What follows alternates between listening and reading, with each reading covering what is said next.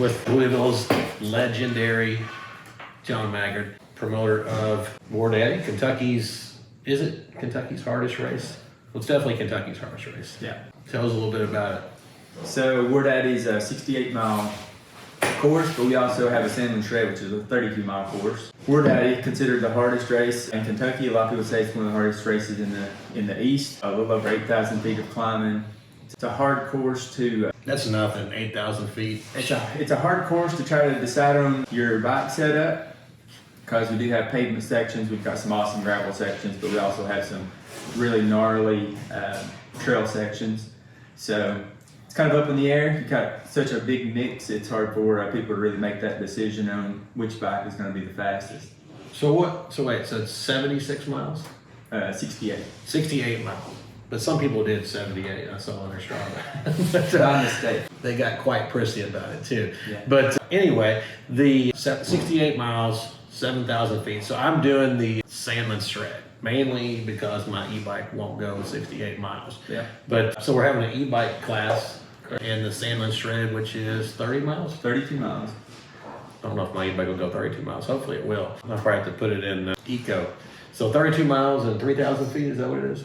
Yeah, around that, 3 to 4,000, somewhere in that, depending on how your Garmin reads. So Sandlin Shred. This is the big question me and Phil were talking about. Should we do our e-bike, our e-gravel bike, which we know will go 32 miles? Or should I do my e-mountain bike, which I don't think there's many people. How hard is the, tell us about the terrain. I guess start with the Sandlin Shred. Yeah, starting with the Sandlin Shred. Again, we have had several people we're going into our 5th year. We've had several people that have ridden gravel bikes for WDY and Sandlin Shred. And that's the big question that we get every single year. Can I do it on a gravel bike? And the answer is absolutely 100% yes, you can do it on a gravel bike. But everybody that's came and done it said, if I come back, I'm bringing my mountain bike. So it's doable. It's just less enjoyable. So that's the answer. You can do it, but you're probably not going to want to. Yeah, so I rode the Sandlin Shred ride and the WDY ride here in the last 2 months, both of which I did on my Ibis Haka gravel bike with 45 mil tires. And I mean, I enjoyed it, but I've also got a flat bar on there, so a little bit more control and stuff on the descents. The more techie stuff is kind of few and far between. So as long as you've got pretty good technical skills, I think you could absolutely do it on a gravel bike. But so you told Phil he should do it on a gravel bike. Yeah, Phil's got good skills, right? Yeah, I mean he does race. He did do trials, So if Phil can do it on a gravel bike, and he does, I would say his skills are like in the middle. Yeah. I'd say he'd be fine. Yeah, so again, back to the Sandlin Shred. So you've got like a 2-mile road section to start, and that's a neutral rollout, and then you'll hit a gravel section. And then you're gonna do a gravel loop you're gonna be on the gravel for roughly 18 or so miles. But you're gonna have one trail section in there that's about 1.5 to 2 miles of trail with a single track section. It's not super technical. There's a couple like little pitchy climbs and stuff that's kind of tough, but it's not a big deal. If someone had to get off and walk, like how far would they have to actually? Not far. There's a couple of sections that everyone has to walk on the final trail section, but it's just because the trail is so washed out and steep, it's easier to just hop off and climb and push. So with both races, the last 20 miles is by far the hardest because you're going to hit the WDY Climb. So the two races come together. So it's kind of like the wall if you do the snake. Yeah. The WDY Climb. Okay, how long is that? It's a little over a mile, 1.2, 1.3 miles. I bet it's steep. If you're saying 1.2 miles, yeah. If you're naming that the WDY Climb, it's got to be ridiculous. So I grew up riding in that area, and we ride right there where that WDY Climb is at. That's our most frequent place that we go to ride, and that was always kind of the more infamous climb that we dreaded the most, and that's what we named it after. So like we went out to Santa Cruz and we climbed wherever that was. And we were riding where we weren't supposed to be, so I can't tell you where it was, but it was over by Aptos area. And I remember climbing about 7 miles, and I couldn't keep up with you guys. And when I couldn't see you guys anymore, that's when I started I wasn't panicking. I was just angry because I came up on a sign that said top of the mountain, and that was at about 7. I think that was at about 7 miles. It said top of the mountain or top of the hill or something like that. So I was very relieved. So I started pedaling more. I was like, why do I feel like I'm still doing the same climb? And then the old man was hiking, and I saw him and I said, hey, like that sign said top of the mountain or top of the hill. I can't remember what it was, one of the two. He's like, oh no, you got like 3 more miles. And I literally just started yelling like curse words. Do you remember that climb? Is it harder than that? Well, the one thing that's hard about riding in East Kentucky, the climbs are not like out west where you're going to be climbing for 6, 7, 8 miles at a time. But the thing about where that is, you've got climb after climb, and they're kind of back to back. So there's not a whole lot of recovery between them. So since they're shorter, and they're steep, so you're putting out a lot of power and a lot of effort, for those shorter duration. So I think the WDY Climb current KOM on it's 7 minutes and something. That's pretty fast. Is that an e-bike? No, that was that was you. Oh, but most of the time during the race, it's taking people closer to 10 to 15 minutes. So you got steep climbs, because I know out west when we ride out there, you're climbing and you're miserable, and I'm complaining the whole entire time.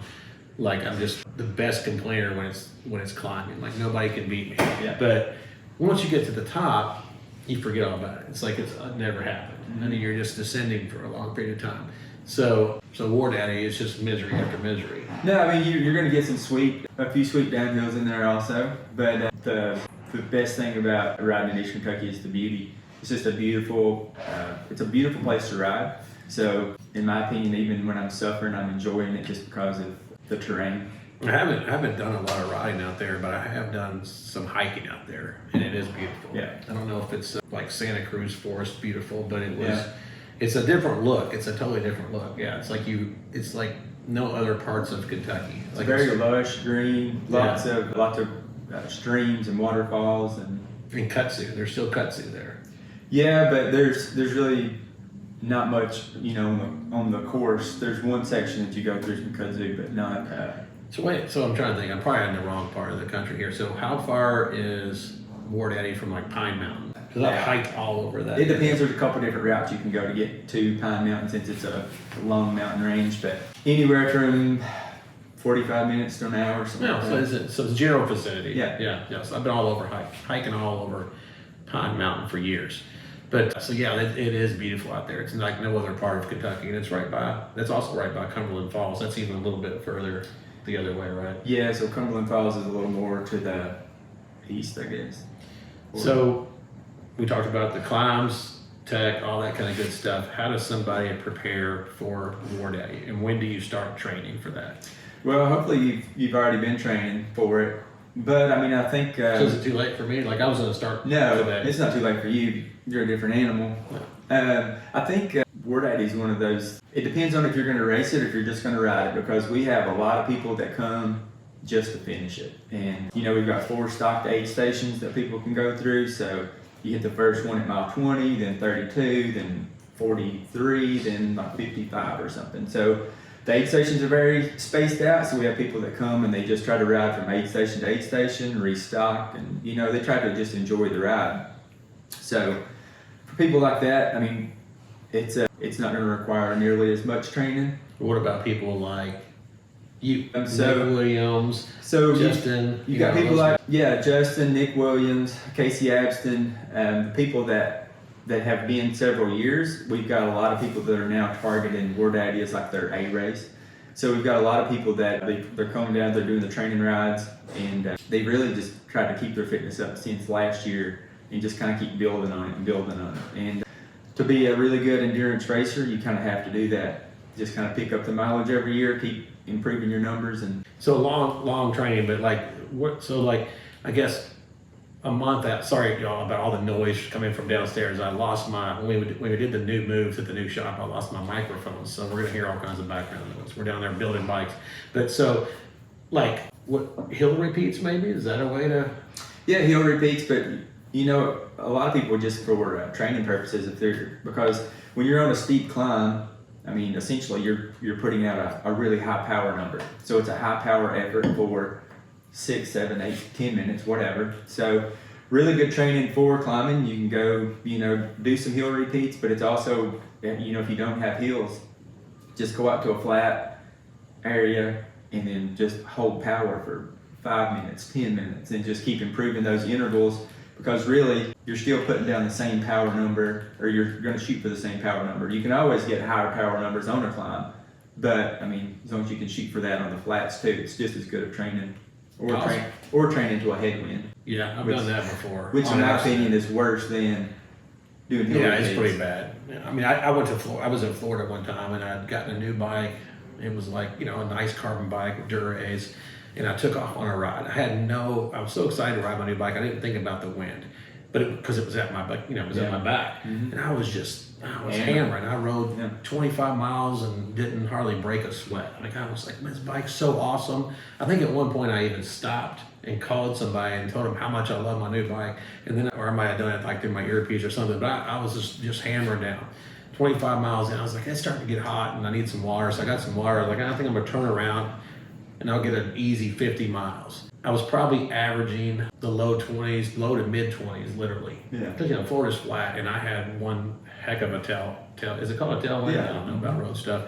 But I got there, and I rode from like Panama City to Seaside or something like that. Then I went a little bit farther, like 5 miles. I turned around, and the whole way back was literally 25 miles of total misery. Yeah. It was total misery. The winds were unbelievable. I was doing everything I could do to hit 13, 15. more like 12. Yeah. It was like 12 miles an hour. So it took me about an hour to get there. And it should have been, I was going about 12 miles an hour, but I stopped for a while to like chill. And so it took me about 2.5 hours to get back.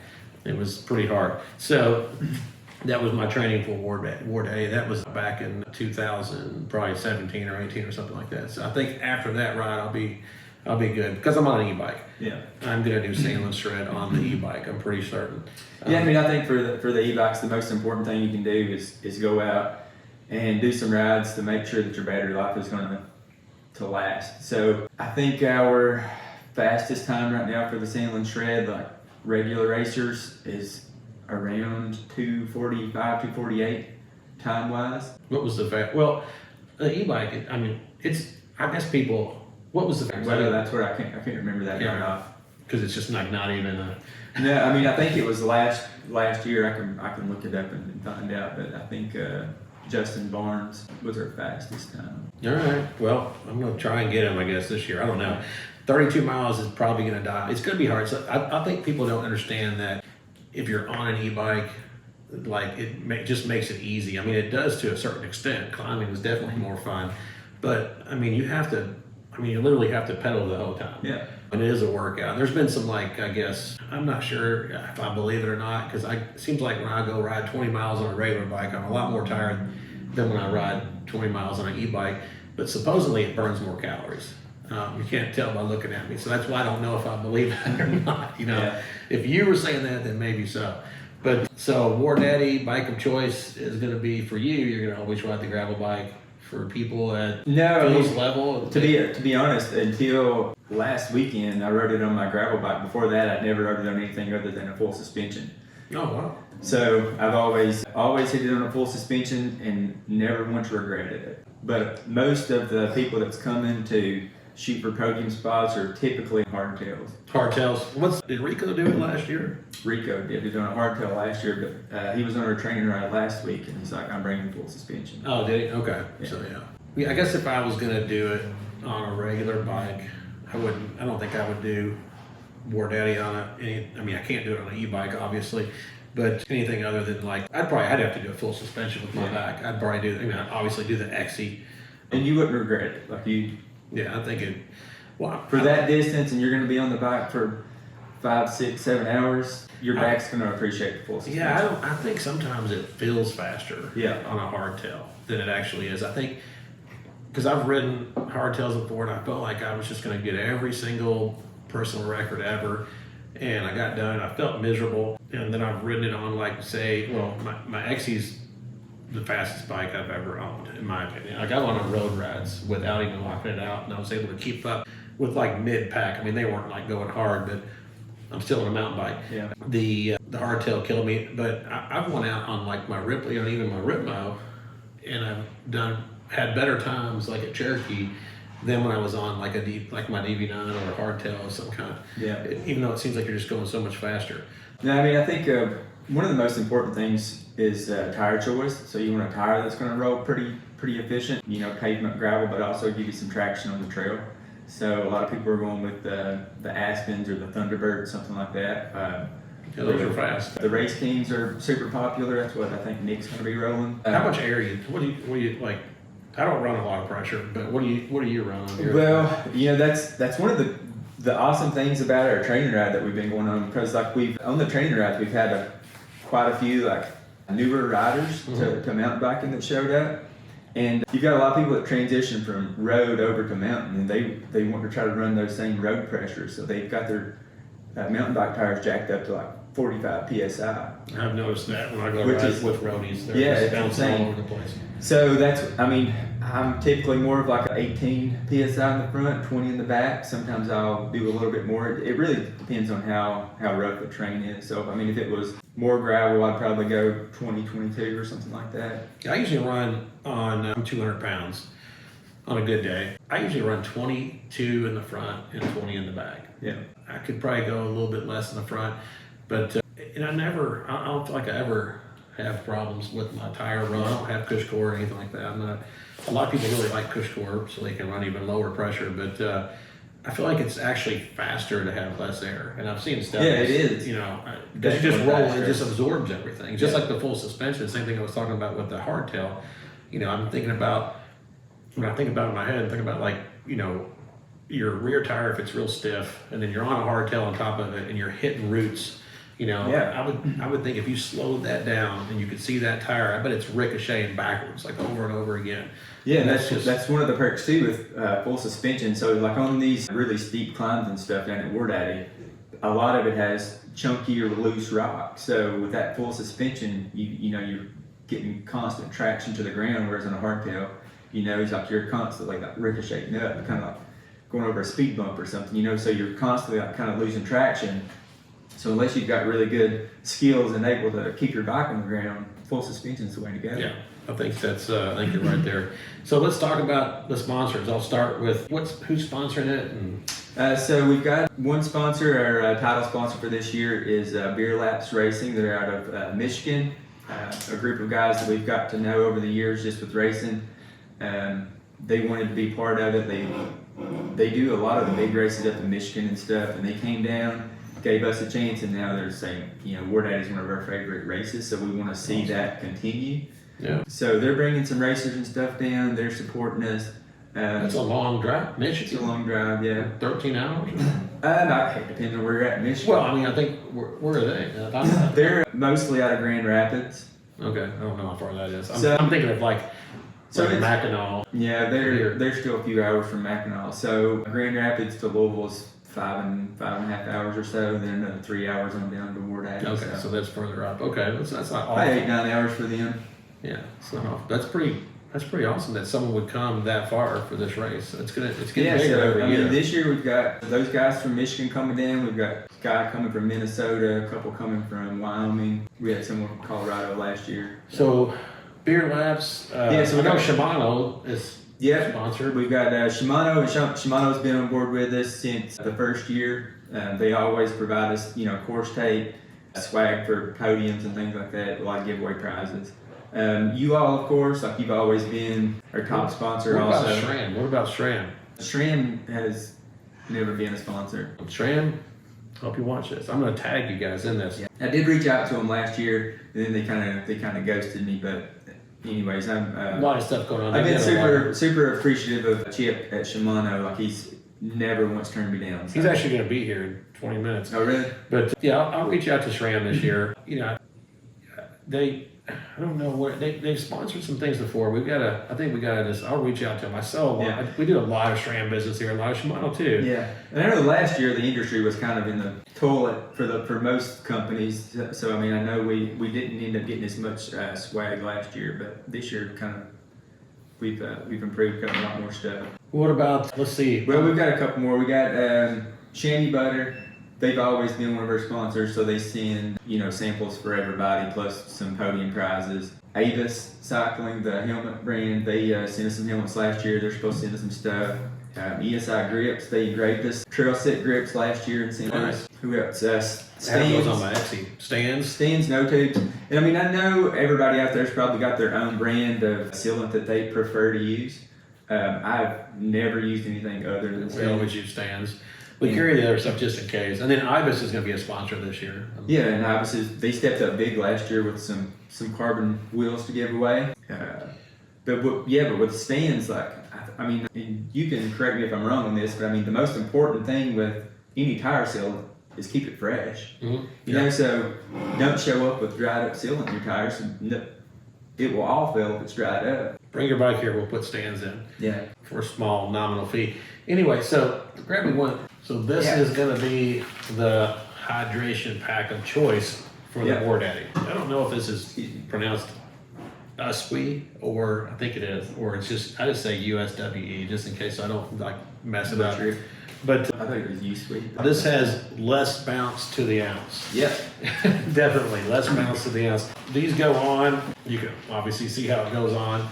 And when you put one of these packs on, you literally, I forget it's there. Whenever I run a lot of packs, I always, I usually ride a backpack, but with a backpack. But most that I've used, they bounce around and bug me, they irritate my back. These do not do that. So, I mean, I feel like all the fast dudes are going, and females, like guys, girls, both. Like most people are going to these just because they are so comfortable.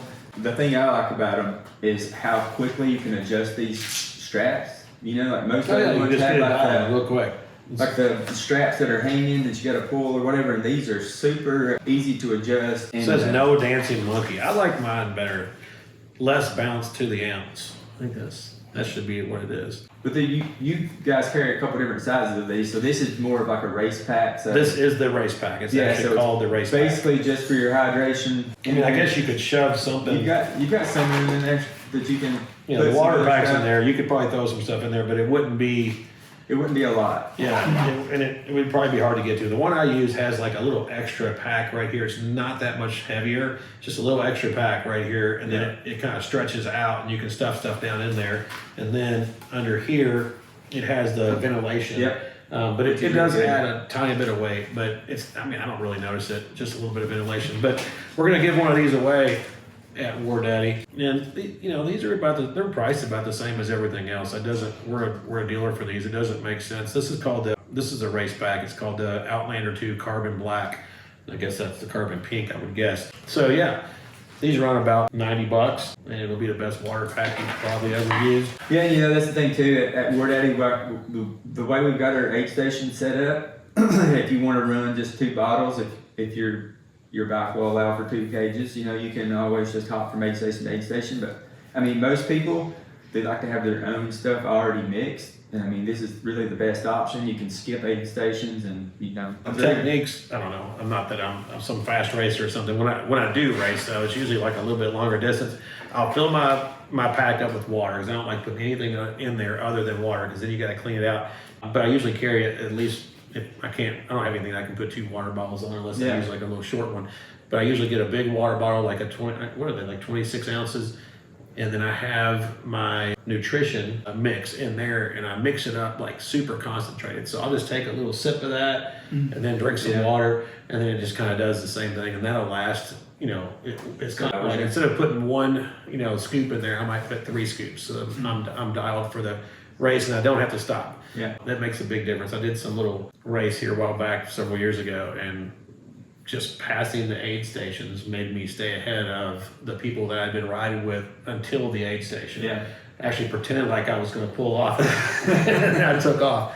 Yeah. But it wasn't like I was beating anybody that mattered. But yeah, and one of our other sponsors for the last couple of years has been Goo Nutrition.